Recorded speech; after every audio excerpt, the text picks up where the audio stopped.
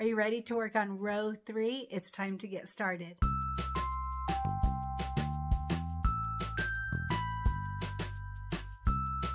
Hey everyone, Cristin here, and we are continuing with our We Wish You a Merry Christmas quilt. So we have all of row 1 and row 2 done. Oh boy, it's so pretty. Don't you love this? I mean, I can't believe I didn't make this years ago. It is so beautiful. I love it, love it, love it. So we're going to start on row 3 today. If you are not caught up, don't worry. The videos will always stay up. Work in your own timeline. But we are doing this one at a comfortable pace. I know a lot of people, their goal for this project is to stay caught up.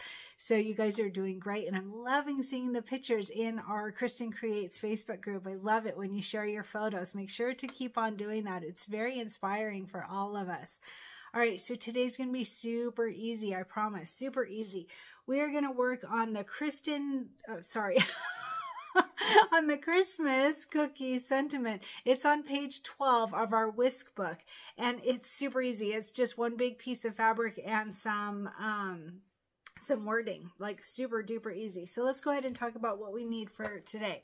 So grab your packet if you made packets. If you haven't bought these packets, they are just a gem. I absolutely love them. It makes it so easy to keep everything all organized. And I have some for other projects that are, you know, UFOs. We all have those, the unfinished object projects that are just sitting there staring at us waiting to get done. So I have some extra ones for those.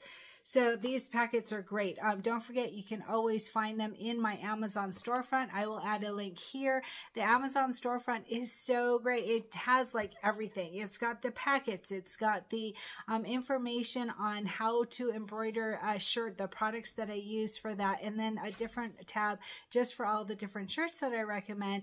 The must-haves like the orange pop rollers and all of the different things that I think are just absolutely instrumental in finishing a project right. So all of that is on my Amazon storefront. So click that link and save it, bookmark it for future purchase. Every time that you purchase something from my Amazon storefront, it helps the channel. It helps give me a little kickback from Amazon to purchase the things that I need to be able to do these videos. So that is very appreciated. All right, so what we need for today is our main fabric. So if you had the original packet, then our main fabric is the white with multi-dots on it. And we're going to start with this, let's see, at 12.5 by 6.5. So it's a really big piece of fabric. Make sure to back it with fusible stabilizer. You can see I've got mine cut in just a bit, so I did 12 by 6 for my main fabric. Yep, 12 by 6 on the batting, and then for the main fabric, 12.5 by 6.5. Not the batting, sorry, the fusible stabilizer. So 12.5 by 6.5 for your main fabric. This is the original one, the white with multi-dots. If you purchase from our sponsor, then you probably received this white with white dots on it, and that will work great as well. So either one, 12.5 by 6.5 backed with fusible stabilizer, very important. And this white on white one, do the stabilizer at 12 by 6 so that you can see easily on the back, or use that backlight like I've mentioned a few times, black light. If you shine, it's a little black light flashlight. In fact, I'll put that on my Amazon storefront. If you shine that on your fabric, it's easy to tell the front from the back. All right, so 12.5 by 6.5 for our main fabric, and that's it. There's no applique pieces, nothing, just some wording to stitch out. And then we have our batting, because we're going to quilt this in our hoop. So our batting is going to be 5 by 11. 5 by 11 for our batting today. All right, and we are going to quilt this. So any quilting design, whatever quilting design you want in 4 by 10, you want a quilting design that is 4 by 10. I'm going to use hobby 5. I was going to use hobby 1 because it's got a lot of the mixing type of the cookies and stuff. I was going to do 1, but we did 1 on all of row 3, or most of us did row 2, sorry. So I'm going to use hobby 5, and that one is super cute too. Any of them will be just adorable on this project. But hobby 5, let me tell you what's in that one. I wrote myself a little note if I can find it. Hobby 5 has flour, butter, rolling pin, measuring cup, egg, and some stipple. So how perfect is that for mixing up cookie cutters? So, or not cutters, sorry, cookies. All you need is love and Christmas cookies. Can you tell I'm trying to talk fast because I have a appointment in like 15 minutes. So I'm just gonna give you all this information real quick. Super easy block today. I'm thinking we might even add another block on. We'll see. We'll get through this first one first because we'll do this one alone. It's a big one. So if you are using a 5x7 hoop, you're gonna need to do some multi-hooping, and I will draw you a diagram so that you can see how to do that. But it will be easy to do as well. And by the way, the design itself is a 6x10 design. So you will need, if you're using a 5x7 hoop, you'll need to use the smaller design that is in the file folder. All right, there, if you scroll down, you can see that there it's broken up into different elements. So it'll come out exactly the same, but it'll make it so that you can multi-hoop it. And everyone else go further down to the 6x10 design to use that one. All right, so let's go ahead. This one, don't forget, we are going to have hobby 5 in a 4x10 and really easy blocks. So let's go ahead and get started.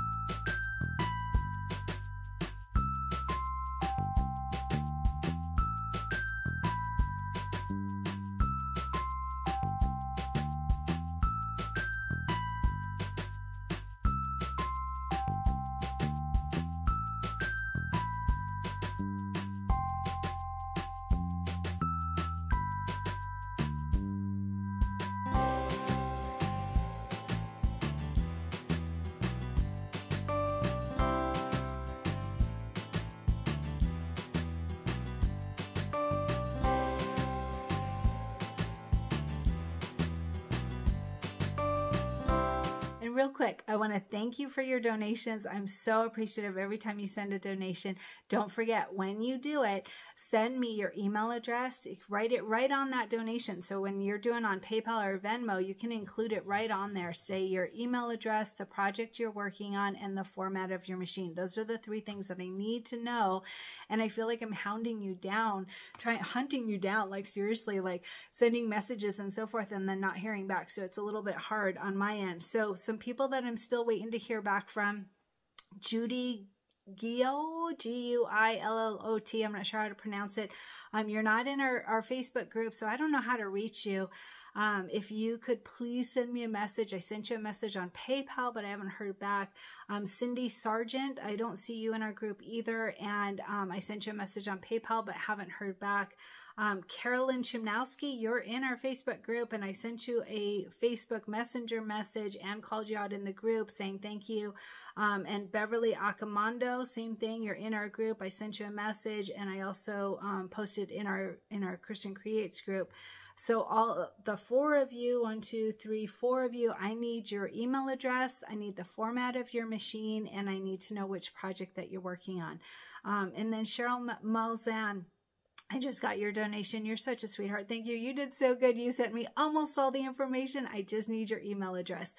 So please get that to me so that I can reach out to you and send you a custom label for this project that we're working on. I would be so appreciative. And my shirt today, this is a fun one. I actually just finished this one yesterday. I had it running on my machine while I was editing the latest video. The back of it, I'll add a picture. I think it says "So Loved," and it's got a bunch of applique pieces and very simple. I think it was a triple bean stitch. It's from Embroidery Boutique. I will add a link underneath this video for where you can find the design. It's a little more advanced design than one that just has wording on it because it has applique and it doesn't have a satin stitch. So there's that element too. So I used Heat and Bond Light, which is in my Amazon storefront. So it's a really pretty design on the back. On the front, I used this Designs by Juju. It's got it's a doodle cross, and the funny thing is I was multitasking too many things and I put it too low. I generally put I have it start up here, and I put it in a hoop that I could move it, but then I forgot and just got busy doing other things. So it's a little bit lower than I would have liked, but it still came out super cute. Like I said, it's from Designs by Juju. It's a doodle cross, and then I put some rhinestones around it. It's really pretty. I will add links to both of these designs underneath the video. The shirt, this is a great shirt. I love this one. I've got it in several colors. It's a zip up hoodie, very thin because it's spring now. It's going to be warm, but super windy, which will make it actually quite cold. But great shirt in fun colors. I will add a link to my Amazon storefront here and make sure that this shirt is in there. It is the zip up one. Maybe I'll put the teal one specifically in there so that you know which one to look for. But it's a great shirt. And don't forget, whenever you buy from my Amazon storefront, it helps the channel. And how are you doing with your goal? So I killed my goal this weekend. I really did. And for my 8,000 moms, don't worry, I did not overdo it. I really didn't. Honestly, I didn't at all. I really didn't. So I took my husband for a hike. We were actually going to go hike Table Rock, which is my favorite. It's just this monster hill of a climb with a big cross up at the top. I love that one. And we were on our way to go there, and it said it was going to take like 45 minutes to get there. And it was already almost traffic time. And I was like, all right, this is, with all the road construction and everything and the time of day, this is actually a really bad idea. So I did on Google search, I did hikes near me, and I found one that we had never gone on before. It was called Linktree Gulch, and it was a good hike, and it had like all these different paths of all these different ways, which sometimes I don't like that, because if I'm going myself, I start thinking I could get way out somewhere and not know where I am or how to get back, because I'm good at that. But this one, they all seem to come back, and I had my husband with me, so it was really fun. It was a really good hike. There's this one part that was like this dirt trail, and you're coming toward it, and it's just uphill, and I'm like, oh, like I'm imagining myself falling backwards, and it just looked like it was awful. But by the time you get there, you know, it doesn't look quite as intimidating. So it was a really good hike. It was like 400 something feet of climbing in, I think we were only there for a couple miles, maybe 3 miles. I don't remember exactly. He made us finish before I was done, but it was a fun hike, really good hike, and nice to know that there's one closer to my house. So that was good. We also went on a bike ride the next day, very short, very short. It was my first bike ride after surgery. And I could feel like every little bump and everything, but I made sure not to climb. I climbed this tiny little bump, but just literally tiny little bump. It wasn't a hill. I made sure to avoid the hills, but rode like 12 miles. It was a very simple ride other than the wind, but it was a good intro to getting back to cycling ride. So we did that one day, and walks with the dogs each day, always, all the time. But then yesterday we went on a ride, and my husband was concerned. I wanted to go on the group ride, and Sunday is the easiest ride of the week. And so I wanted to do that. I was looking forward to doing that and seeing my bike club and seeing my friends, which I haven't seen in forever because the winter. And my husband was concerned that he wouldn't be able to keep up with the group. And so we ended up doing our own ride, but I used the route that they used. And so we went a couple hours after they went. I worked on our tutorials, and then we went later in the afternoon, and we did the same route that they did, and it definitely, he was right, we were slower by a lot from the group. So I'm glad we did it on our own. I tried to keep up with my own training, and so I, whenever there was a turn, I would just stop at that corner for him to catch up, and then we'd keep on going. And so it worked out. It was definitely a very slow ride, but you know, giving myself grace that I have to rebuild strength and endurance for sure. But it was a good workout. There was a ton of wind. There was a little bump of a hill. The rest was all flat, but it was like 18 miles, right about 18 miles. So it was a good ride, short but and slow, but still a good beginner getting back into it ride. So I enjoyed a lot of the sun this weekend. I made sure not to just sit in front of my computer and edit videos or work or anything. I really just enjoyed, and then, you know, fit work in between, which was so nice to be able to do that. So what are you doing for your goal? How was your weekend? Did you have sun? We had a beautiful sun, lots of wind, but beautiful sun. So it was a really nice weekend. I want to hear about your weekend.